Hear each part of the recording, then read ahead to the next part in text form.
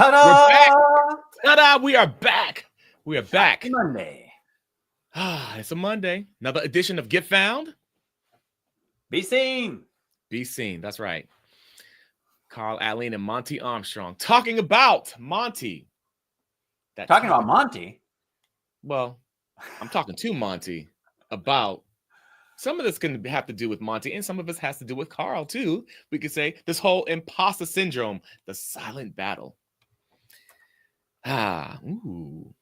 Indeed. Interesting topic. Yes, indeed. A very important topic because a lot of people struggle with it. But first of all, Monty, I hope you had a great weekend. The weekend, long weekend here in the U.S. Many of us did the Thursday, Friday, Saturday, Sunday long weekend thing. That's right. Because, this last Thursday, as everybody knows, was my anniversary, and that's what was most important. So we took a 4-day weekend. Oh, yeah, and there was that turkey thing. There was some turkey involved, but fried turkey. Whatever. Yeah. Yeah, something like that. No, congratulations. It was great. The Thanksgiving family gathering, seeing relatives, being thankful of the little things. Grateful, right. Being grateful of the little things. Yeah, so the weekend was good. We could go on to that for a long time. How about you? And congratulations, by the way. It was really good. We had a great time with family. My son had a great time. His girlfriend was in town with her dad, and that was great. Fun experience, fun time, had a blast. It's great to be with family. Really thankful. That's the best part. That is the best part. So, Monty, yes, this whole imposter syndrome thing. I'm happy we're talking about it today. Yes. And like you mentioned, it is about Monty and Carl and a bunch of other people too. Yep. And if you're tuning in, it's about you too. And snuck in there that introverts, because you were saying not everybody, lots of people have feelings of imposter syndrome. Right. And different people experience them differently. So we thought we would kind of focus in on the introverted side of it, since that is us. That's right. In different ways. So there's a whole nother word to define. I think actually did we do a show on that one already? We've done so many shows, I don't remember all of them. So we'll have to go and look and see if we did that. We need to do that if we haven't done that. If we have, we should probably revisit it, because the definition of words, that's what we're going to go into with imposter syndrome. Since we were just talking right before the show, I mean, what do people think imposter syndrome is? Well, let's look in the dictionary. And we got several different variations, very similar, but focused on different aspects and key of the definition. So I like the first one that I saw was the persistent inability to believe. Yeah. Like, ooh, whoa, persistent inability. That's pretty severe. And I'm not at that level. Thankfully, I'm thankful for that. I sympathize for those who are at that level. If you're feeling it on that severe of a basis, it's like, oh, goodness, let's try and do something about that. Because I know that just occasional feelings are bad enough. Right. And true, and it depends on what season in life you are. Because, for some, I know for me, and sometimes I usually have a positive mindset, right? And then being in the entertainment industry for almost 37 years, time flies. You train your mind gets trained to be a certain way, to be so focused on in your goal and where you got to get to. But there's some seasons where if the pressure's on, it's like it could persist more. It could be a certain time of the year. It could be like, wow, I got to set my goals. January, oh my gosh, there's so much to do. I'm overwhelmed. And it's only January, second week of January, for example. So it could rear its ugly head around that time more so than it would in March, where I'm kind of coasting with my rhythm in my schedule. You know what I mean? Right. So it all depends. So it's interesting. That's something to think about too. It could hit you at certain points of a year. Sure. Yeah, I think that it falls under the bigger umbrella of events.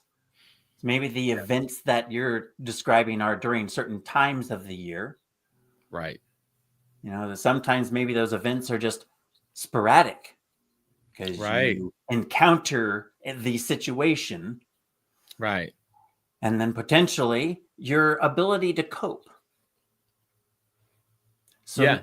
it's like, oh, sometimes I have some feelings and I squash them, but I was really down already. I was already depressed. I had some things personal life that carried over. I was extra Right. tired, under the weather. There's a bunch of things that can, drain your battery Right. and make Right. it more difficult to cope with those feelings. And that's where the mechanisms can come in, where you can train yourself. When you have a feeling, you can react in a certain way. Right. That is so true. Like you mentioned that too. I'll say this too. Like we're not doctors, we're not psychologists, but there are times too, like if the weather's heavy, like really cold, sometimes people can have that challenge with the seasonal depression and things such as that. It's like that's a whole other level too, but there is a wide spectrum and it's different for different people. So I think, but just being aware, we're like you said, we're not psychiatrists, we're not psychologists, we're not trained or schooled or anything, but we are, several decades old and have experienced some stuffs, and where it's not about, well, how are other people experiencing it and feeling it? It's how are we experiencing it and feeling it, and therefore other people are going to be in the same category. Shout out to John, by the way. John Judge, hello there. Good to see you. Happy holidays. The one that's over, Happy and the holidays. one that's creeping up, and the several that are creeping up, depending on where you are in the world, time zones, and all that. All that good stuff. So yeah, it's interesting. It hits us at different times, but it is real. And sometimes for some people, they're not even aware of it. But when it's brought to your attention and you're, like you mentioned, you're aware of it, it's really helpful. And you're able to equip yourself. You're able to arm yourself and give yourself mechanisms that can help you navigate through it. And I find that helpful. And so, Monty, we also talked about for introverts, right? Before you move on, Carl, before you move on. Yeah. You said mechanisms to protect yourself. And I think it's interesting because the overall thing about life, and you can't control stuff, it's how you react to it. And so rather than putting on armor to protect yourself to something, which means that you're going to be either not getting as much input or not putting out as much output. Either way, armor obstructs that, but having the mechanisms to help protect yourself. So I just envision, my mind goes into cartoon mode, rubber band thing is like, oh, I'm going to get squashed. Doing, pulls you out of the way. It's the mechanism. It's like, oh, we detected a problem. Safety. So just reaction. Right. Fun stuff rather than that's turtling. Good. Right. But I feel, for me, I think about armor like a soldier. You know what I mean? So I think, whatever analogy you can use to help you navigate through it, like I think about armor. Absolutely. Like if you have a sword, I could cut through it. I could be in the offense. I could be in the defense. And so I think about being that dynamic, but if you think about that cartoon character, whatever you can use to help you navigate through it is a big deal. It's helpful, and I'm glad as humans, we're the only beings on this planet who could think about our thinking. We're kind of getting deep with this, but it's great we're creative. We can use these mechanisms to help us to navigate, especially if we're introverts, because and that's what I wanted to talk about too. And it's kind of connected to what we were talking about. For us, we had that experience as introverts. Do you want to speak to that a little bit, Monty? Because that's a big the overlying umbrella of topic here is different angles and interpretations of a definition of a feeling and a word and a situation.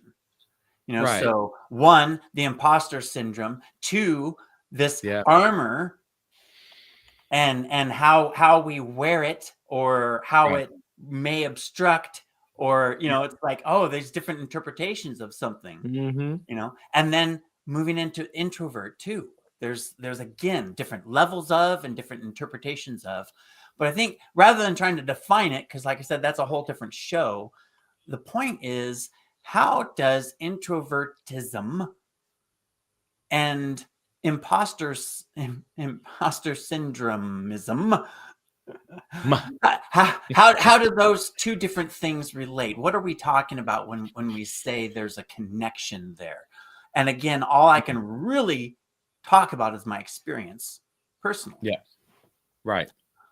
And personally, I would say that because I have been an introvert in the style of, I just want one-on-one type of relationships, where if I had a friend and they invited 2 other friends over, I usually took off. I 3 friends, it was too many for me to hang out with at one time, typically speaking. Not that I couldn't, not that I didn't. It wasn't my preferred mode of operation.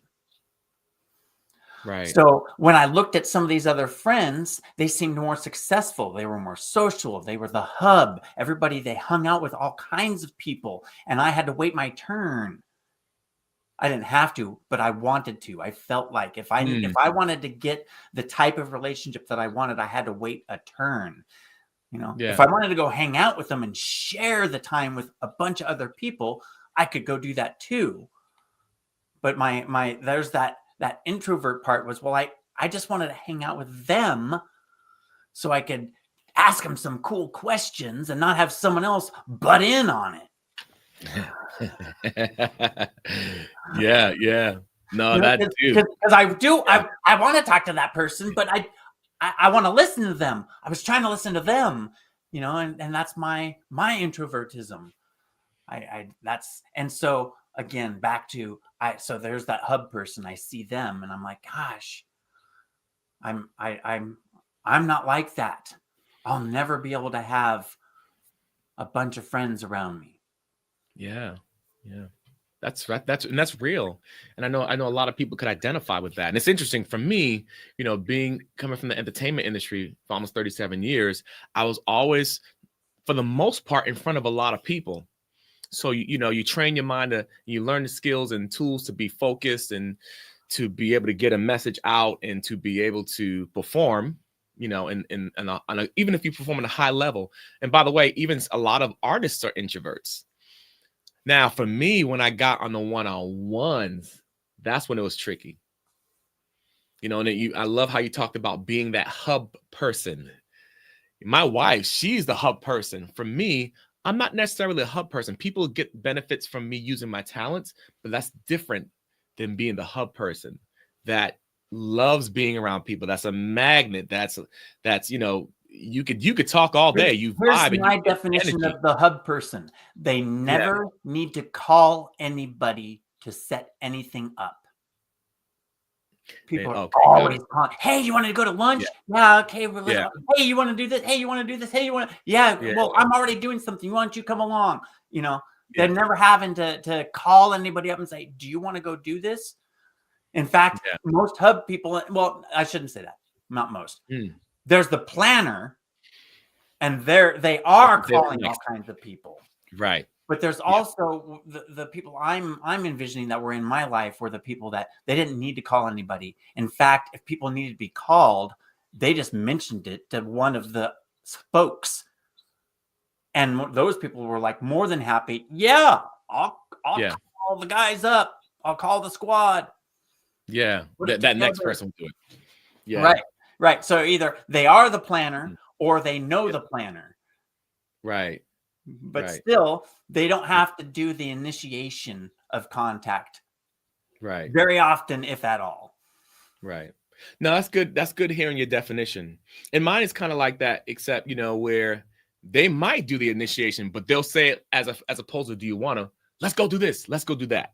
You know what I mean? And they're like, okay, bet. They're the sparks. They're the sparker, the party starter, so to speak.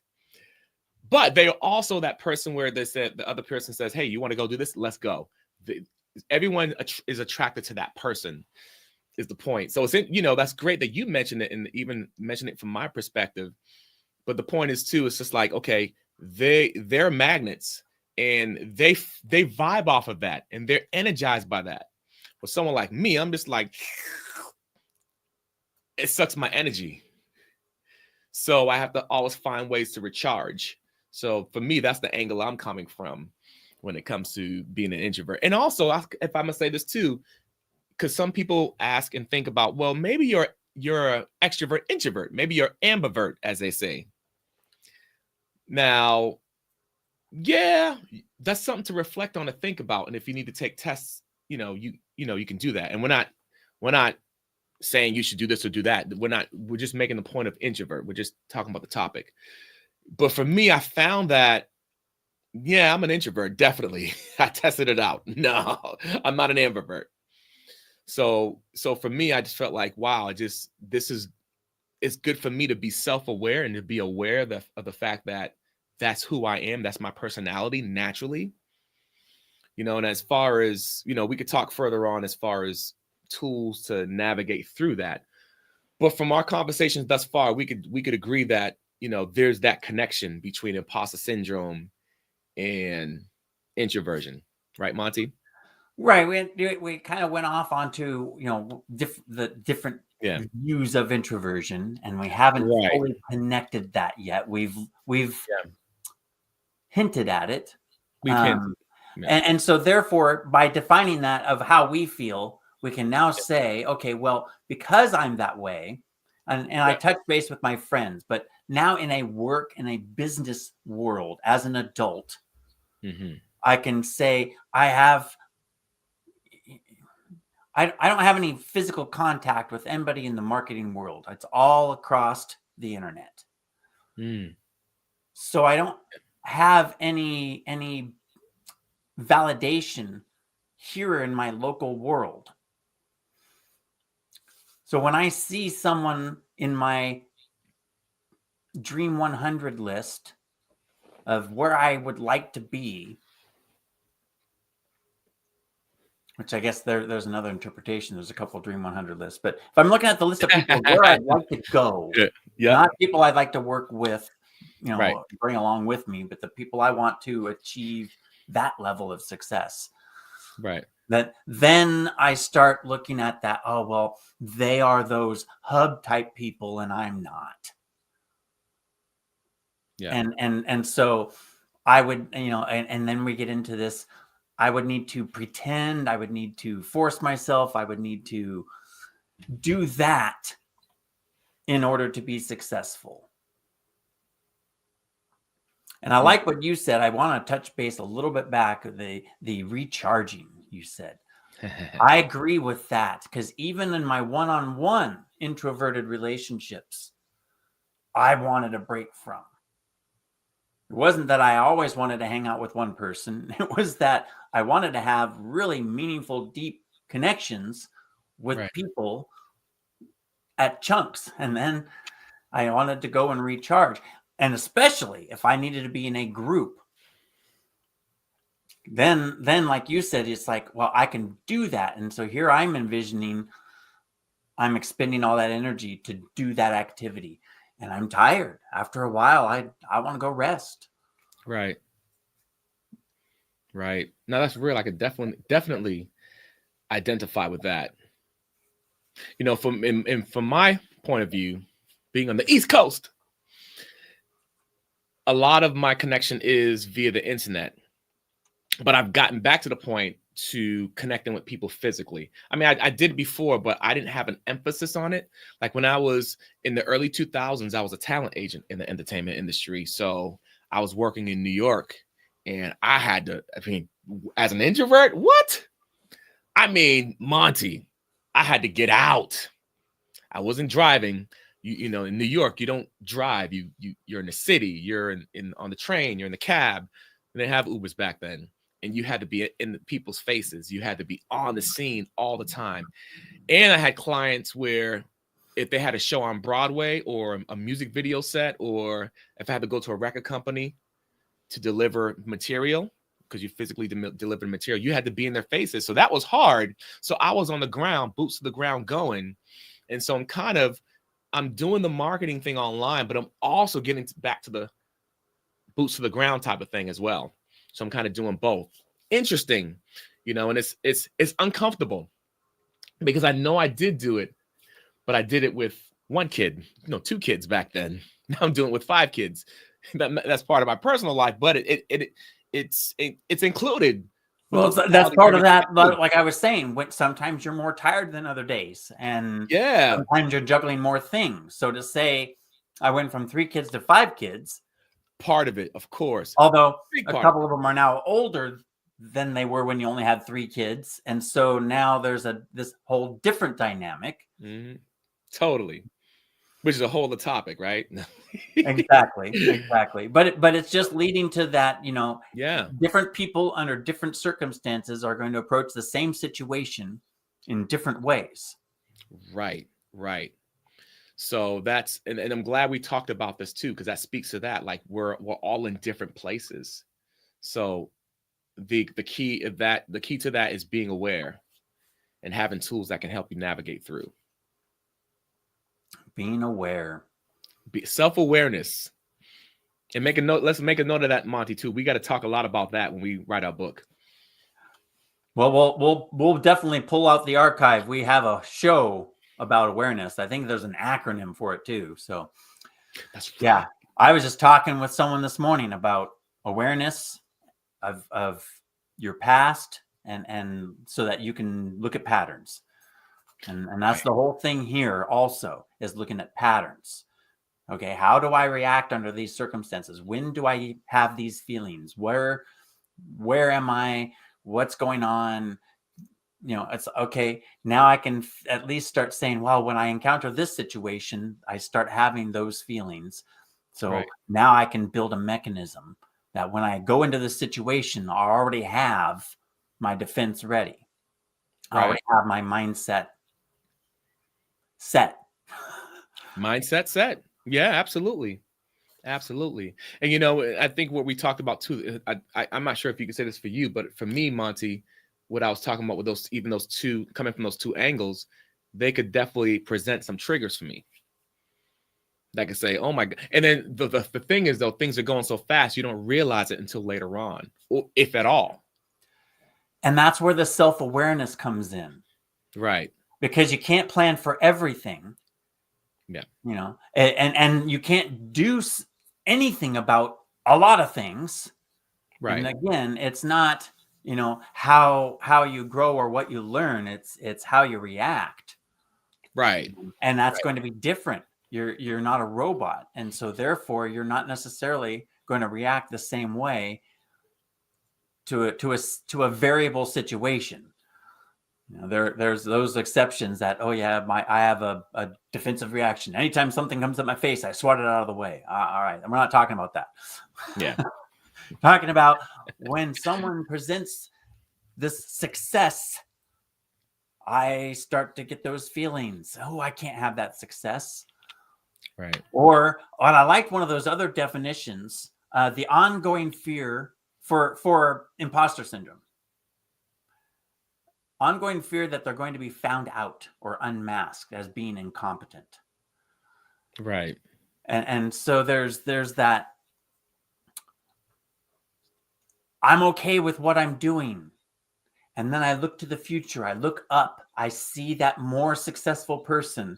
And now I'm looking forward at this, what I need to do or where I'm not at, or I'm trying to do the same thing that they're doing, but they're so much more experienced than I am. They have so much more credentials. They've been doing it for so much longer. Why would anybody want to follow me? Why would anyone listen to me? Right. So that there's that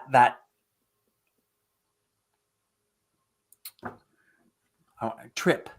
There's that trip up. Right. No, it's definitely been there.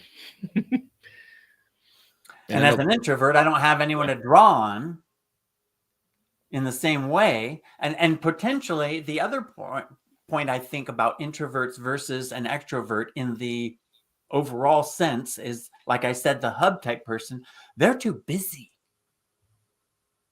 They're too busy to have feelings of inadequacy, or maybe I'm an imposter.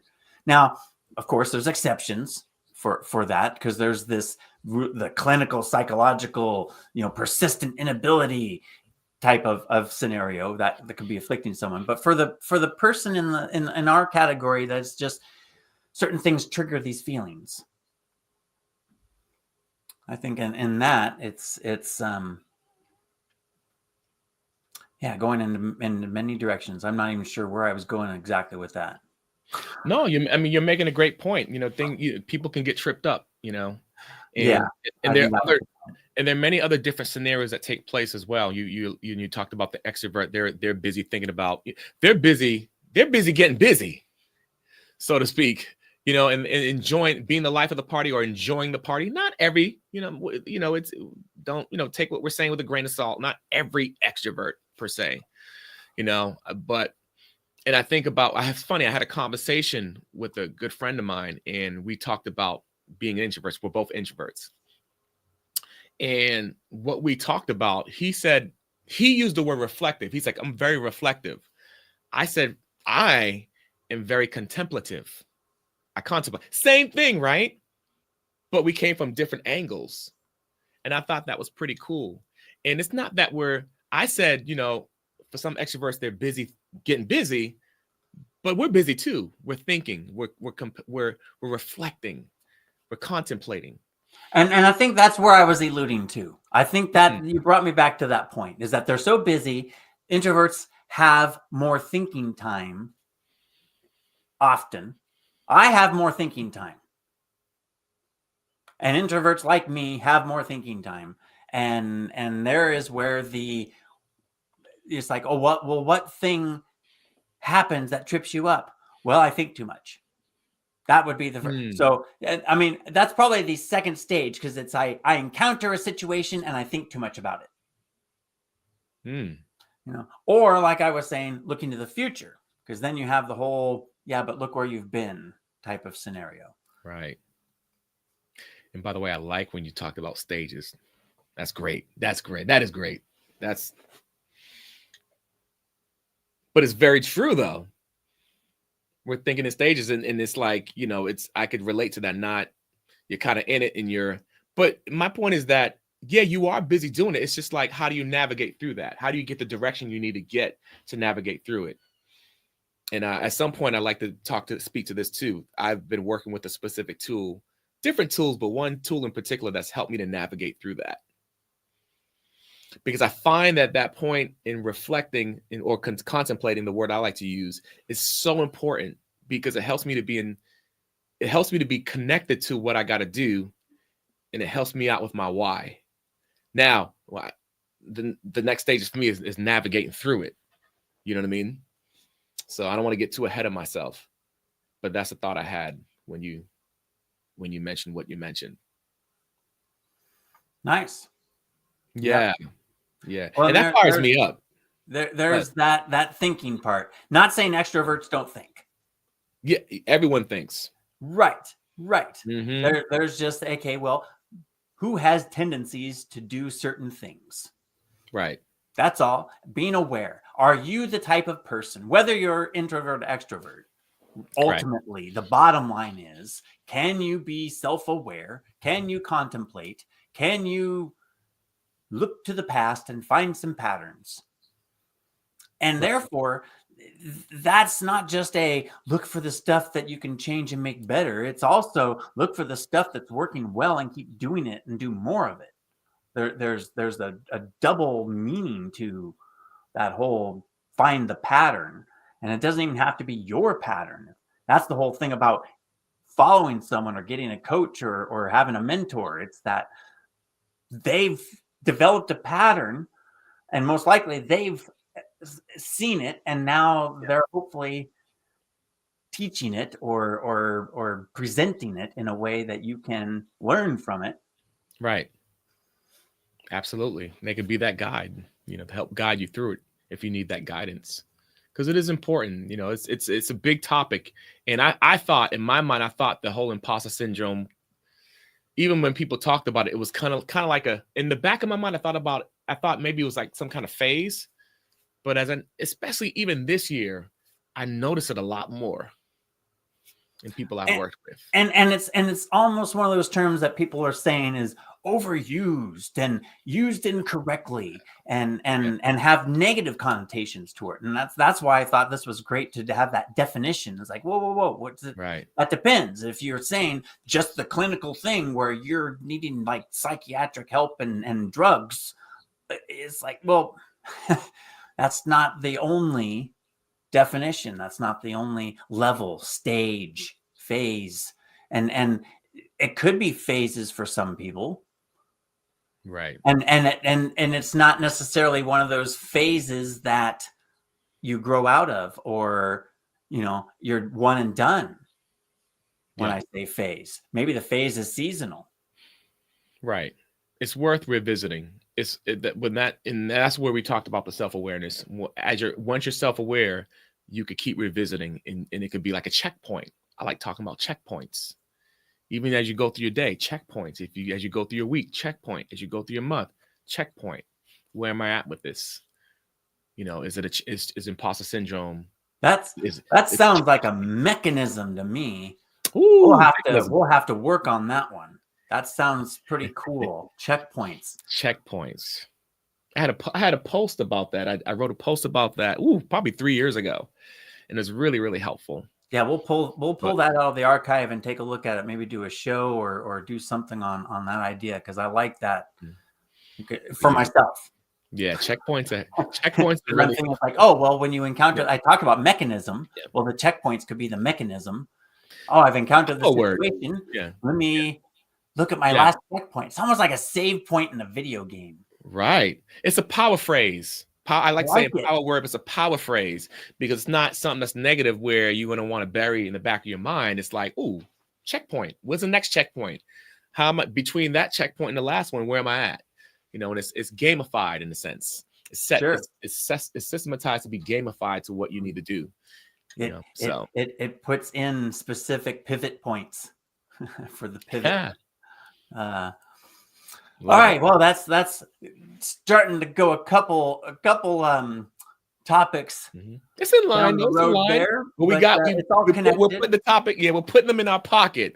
But there's the connection though, that to all those other topics is that we are going to be talking about introverts and imposter syndrome more, because that's what we are, and that's what we have and do deal with is feelings of. Again, I'm not claiming I'm a perpetual I just know that some days I'm feeling great and other days I'm feeling like, why do I bother? So being self-aware, and let's discuss it, and that's the best way to find those patterns. Right. And sometimes you're right in the middle, saying, what am I doing here? Yeah. I've learned to have fun with that one. Well, at least that one you're already there. Right. Yeah, it's like, it's not like about ready to press record and then you're like, what am I doing? Why am I even bothering? Right. Yeah, that's the rough one. You're in it. Yep. That's interesting. I was talking with a friend of ours this morning, Stephen, and we were discussing why you and I started this show. Mm-hmm. And in the thick of it, that's not what he said, but that's what I'm thinking now. You're in it.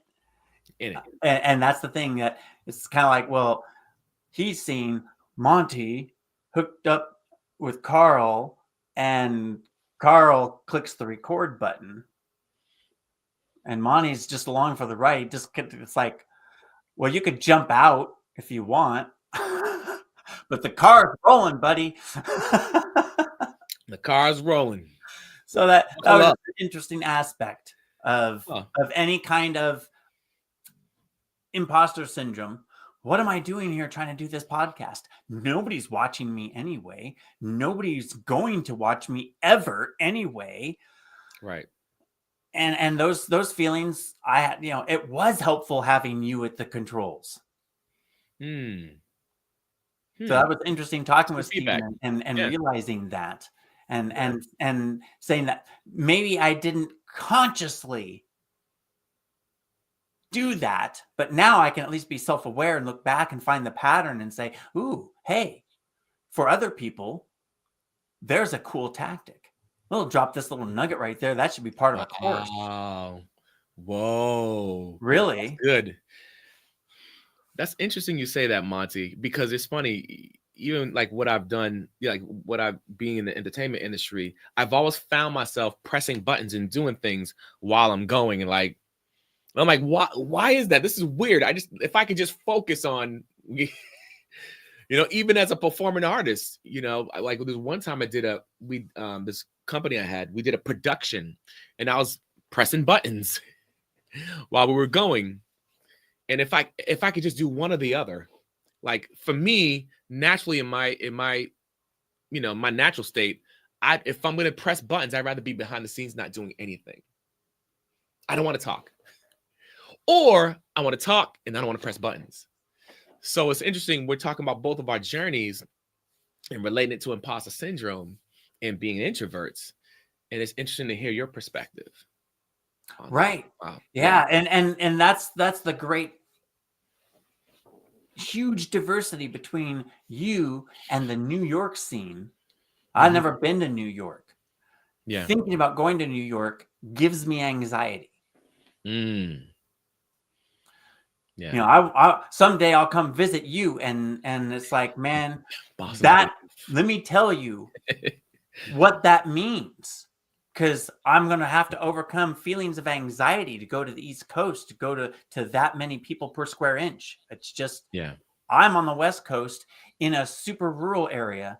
When I go to the biggest town in the state, it's still the smallest metropolitan area in the country. So it's like, and it's too big for me. If I have to go, I go do the thing. It's like go to the airport, do that thing or whatever, and be done and go home. Because I'm an introvert, really an introvert. I think that's too much. That drains me. I can do it. It's not like I'm so scared I can't go do it, but I get tense, and it saps my energy. Man, does it sap my energy? Yeah. No, understandable. And so you're and there's that. I'm from that side of the introverts field, and describing my friends and the hub people and the one-on-one relationships and that sort of thing. And you've been describing that I feel like that, but I'm in this other world, and so I've experienced it differently. Right. Yeah. And it's interesting, hearing you and contemplating on that. And one thing we want to think about too, Monty, for future, is the desires. We talk about desires, pains and desires, the desires that we feel and the desires I just expressed, like, hey, I'd rather do one or the other, not both. And it's interesting that I'm in front doing both. And it's uncomfortable, but it trains me. But being aware that's important. And there's that adds into the mix. It's like, and we're also solopreneurs. So we won't really dive into that one right now, but that's another. It's like, hey, these people oftentimes think in a different way, and then you add in that, you and I are solopreneurs, you and I are introverts. And then therefore, when we encounter this situation and we have the feelings of imposter syndrome, that's a lot of layers of stuff, a lot of vectors coming in there. Right, Monty. Shall we talk about mechanism? Some ways to kind of navigate. Well, we can touch base a little bit more. I liked the checkpoint mechanism idea because it involves the looking back behind you and where you've been, rather than forward and where someone else has been. Right. Oh, I love that. You added something new to that, though. Oh, what's new? What do you feel is new on that? Well, you completed a thought. Remember that? You completed the thought. So checking back from where you were, as opposed to comparing yourself to where other people are. That's a huge deal. That's a big Yeah. deal right there. Yeah, I found that is big for me. That's the Yeah. mechanism, the defense mechanism, if you will. Yeah. When I encounter those feelings, and especially when it's like you need to have a mentor, you need to look at other people's successes so that you can see what kind of options are available out there and what's working Right. for people. And so therefore there's the danger. Yeah. That's the thing that trips me up. That's the mechanism, or not mechanism. That's what I need the mechanism for, but that's the situation. Yeah. That sparks that feeling. And it's the, oh, look at where they're at. And like I said, I could say it over and over and over again. It's like they have so many followers. They have so much stuff in their membership area. They have so many videos. They have, which is actually saying I don't have. Yeah. And there's that, be self-aware and reflect, because that's not necessarily true. You don't have what they have, but it's not necessarily that you don't have that quality or have those things. You just don't have them at that level. And so if you're looking forward, that's unfair. You're being unfair to yourself. Yeah. That's It's really helped me to know, to look back and those milestones. True. To say those checkpoints. Right. I like the checkpoints. Right. It's like, oh yeah, I guess, because I'm thinking about checking back. Right. We're gonna dive deep into the whole subject of the mechanism. All right, here we go. I'm just starting to feel those feelings. It's like, whoa, I'm getting there. You know how I know I'm getting there? Because 6 months ago, I was at that checkpoint back there. Right. So I know I've made progress towards my goal. How close to my goal am I? Does it matter? Yeah. I'm closer. Yeah, right. but how are you going fast enough?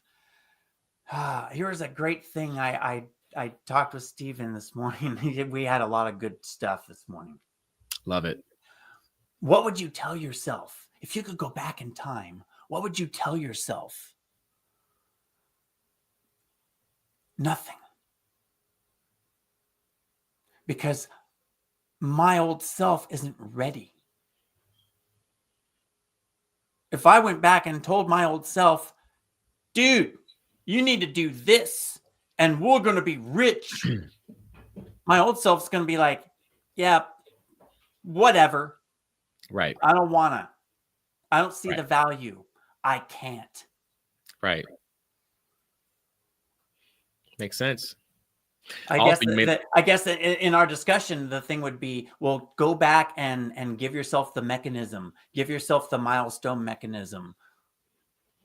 I guess that's what I could say. I could go back and tell myself, not what steps to go forward and do, but what things that you can do that will help you move forward. Right. Interesting. I hadn't come across that thought. Yeah, I love that. And I would add to it too, like give yourself, and this is kind of like that too. And this is the way I'd say it, give yourself the vehicle. Because we've gotten tons of steps over the years, tons of steps, but we weren't in that place to receive it or in that place to take those steps forward. But if you give yourself a vehicle, you create the environment. And if you create the environment, it builds your confidence. Like I think about a room, this virtual room, there are lights and I got my computers on the side and I'm set up. If I'm set up, I can move forward and go throughout my day. But so my vehicle helps me with my confidence and it helps me with my growth. So when you were saying all that, it made me realize also, and I already said this with Steven, and here I am going, oh yeah, I said that with Steven, and wow, it sure does apply. Except now that I yammered too much and the thought just flew right out of my head. So that was fun. It'll come back. It'll come back. It'll come back. You know, and Monty, I'm gonna put some content about this. Can I share another mechanism? Yes, please do. So one thing I love, I have other ones too, but one of my main go-tos is the Pomodoro technique. Yes, you speak of that often. I often speak of that, and I like it because it helps me to create an environment. It creates an environment for me, and it helps me to get in a zone. Helps me to amplify my focus. And if I'm focused, I'm not thinking about other things, although those things are there, you know, but you have to wait till that timer goes off. And okay, but I'm going to elaborate a little bit on what you said there and apply it specifically to a mechanism to help you fight feelings of imposter syndrome when they arise up unexpectedly. And it's the grabbing a hold of the Pomodoro technique and saying, that's not part of my chunk of time right now. I have to set that aside. I can think about that at the appropriate time. And that's an interesting way of going forth, because you've set yourself up. You've put that feeling in your queue of priority, which changes. And so therefore you have the potential of just squashing that down and making it so low priority that it's there's just some stuff that falls out of that queue. Yeah. Right. Our lives are so busy and so full of stuff. That's how it works. I want to get this done, this done, this done, this done. It's like, yeah, but you need to get this done, this done. Okay, well, I'll rearrange it. And pretty soon that thing that you wanted to get done, it just isn't all that important. It's down here. And suddenly it's like days later, you're like, oh yeah, I was thinking about doing that the other day. I never got around to it. Wasn't that important. Right. It's not picking up the oxygen tank for grandma. Yeah, that's gonna be shuffled up there, you know, until it gets done. You know? Right. And we're not talking about something that intense, you know. And so when I love how you said that, and now for me, I'll say that to myself before I set the timer. So it's like you're speeding down a raceway, and there's no time to think about that other stuff. And I related to there's another book where Mel Robbins wrote called The 5-Second Rule. And it's that whole thing of 5, 4, 3, 2, 1. Like as for some of us as kids, our parents said that 3, 2, 1, we needed to behave. And what did the kid do? They got themselves together in that short amount of time. And it's kind of so for me, I kind of gamify it. And I use that with the Pomodoro technique. I'm not thinking about these other things because they're little foxes that's just going to get in my way. And so all I got to think about is just getting that task done. And I know that that's all I have. This is all the time I had to get it done, because once that timer goes off, I might do a couple more for this project, but after a certain time, I got to be done with it. That's all I got. And I like that. So you can use that in two ways. You described how I'm setting myself up ahead of time. Pomodoro, I've set up my time frame, whatever that's going to be. Right. And so therefore, if you run into something, it's like the plow on the front, you know, it's like, yeah, don't have time for that. Don't have time for that. You know, and I'm looking at it from another standpoint of, if you're in the middle of something and you weren't planning to have that hiccup, or maybe the analogy is you got something that's so big you can't slough it off to the side, right? Then I'm saying it's the mechanism of the triggered mechanism. I've encountered this thing. All right, I'm going to consciously say, I only have this much time left in my block, and that's not in it.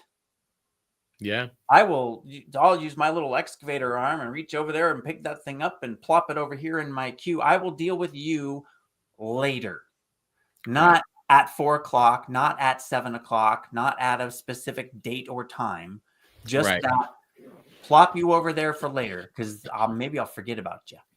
Right.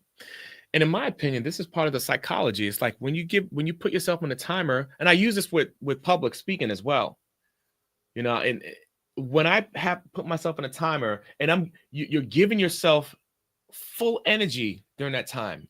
You're giving yourself intense energy during that time, and nothing's going to get in your way. It's kind of like it's a peak performance tool too, where anybody can do it, because as human beings, we're amazing as far as human beings. And once we get in the zone of performing on a certain level or a high level, nothing's going to get in our way.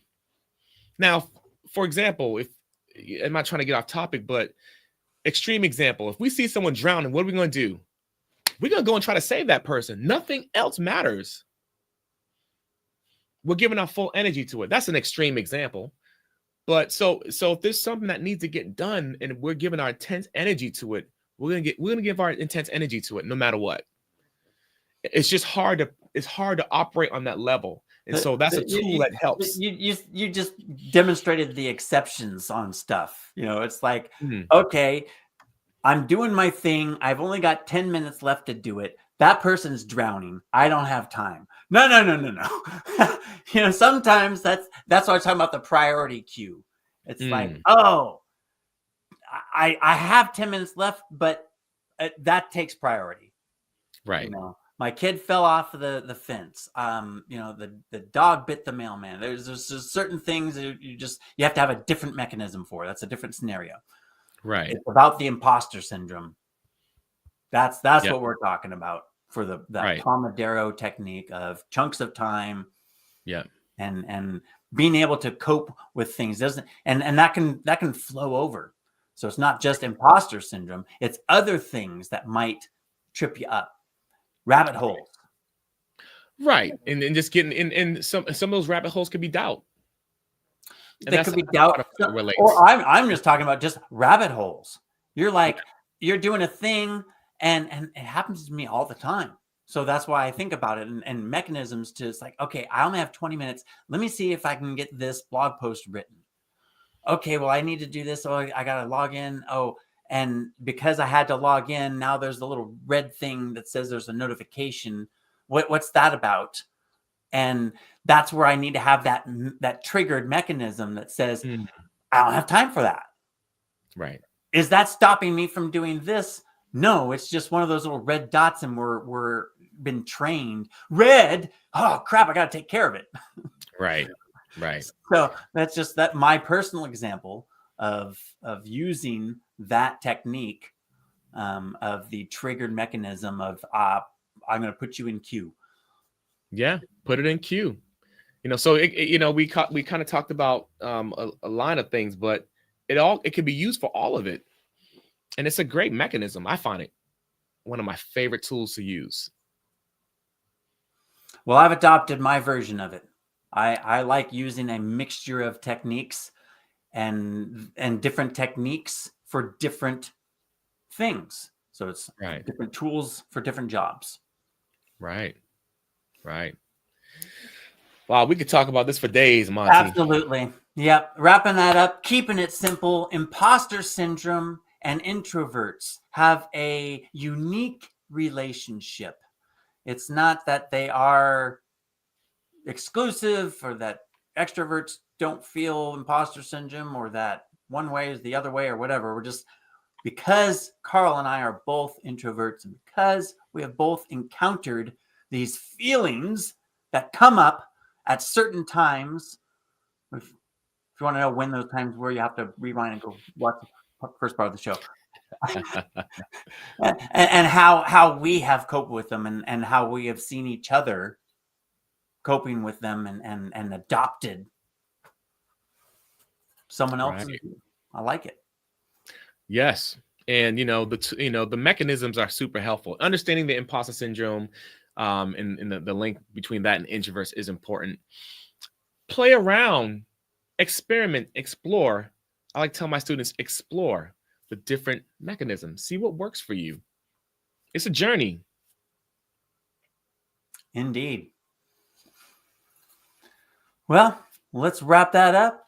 Thank you all for watching the show. If that inspired you for anything, we'd love to have some kind of comment, question, relatability. Do you feel anything like Carl does? Do you feel anything like Monty does? Or do you want a totally different wavelength? What are you thinking? Right. For you? Is it a challenge? Is introversion a challenge for you? It's not a. It's a good thing. I think it's definitely a superpower, in my opinion. It is a thing. They say take your weakness and make it your strength. It doesn't have to be a weakness. Doesn't have to In be. the first place. But if you Right. feel it as a weakness, then let's talk about making it a strength, because it's just identifying who you are. Bruce Lee had one leg shorter than the other. Did you know that? Did not know. That's what made his stance. He made Nice. this imperfection of his body, into the strength of what he was. I like that. So there we go. Wrapping up the show with some mindset for you. With some mindset. And Monty, if people wanted to find you and understand more about this, and also, how do you, let's talk about this whole ideal client thing and this ideal client map. Can you explain more of that? Where can they go to find you? Oh, goodness. Ideal client map, being unwhelmed. There's all sorts of things that we could talk about, but go to montyarmstrong.com. Boom, montyarmstrong.com. And on the flip side of the StreamYard board, if you are experiencing feelings of imposter syndrome, if you are feeling unconfident in your camera capers, I was trying to come up with some more C's. If you'd like a little bit of help getting over those feelings of inadequacy on camera, or shyness on camera, or less lack of confidence, where could they go and find out the options they have available to them? Yes. For the options. If you want to gain more confidence on camera, on stage, or in any room, you can go to carlaline.com. And we'll get you going. Perfect. Perfect. And you've been watching another edition of Get Found. Be seen. We'll talk to you soon.